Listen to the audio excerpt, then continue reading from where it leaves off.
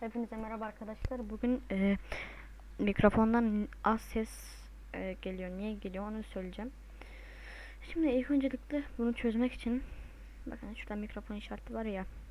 Buna sağ tıklıyoruz. Ses efekti diyoruz. Burada kayıt diyoruz. Burada kullandığınız mikrofon vardır. Buna sağ tıklayıp özellikler diyoruz. Burada düzeylere tıklıyoruz ve bunu fullüyoruz. Ve şu anda sesim büyük ihtimalle daha iyi geliyordur. Bu kadar da görüşürüz. Kendinize iyi bakın. Hoşçakalın. Yani bir program indirmenize gerek yok.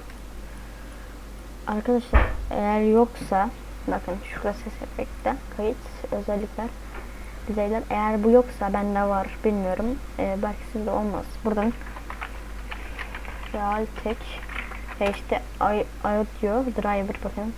Buradan indiriyorsunuz onu. Sonra kuruyorsunuz. Ben öyle yapmıştım, olmuştu. Sizde de olur. Görüşürüz. Bay bay.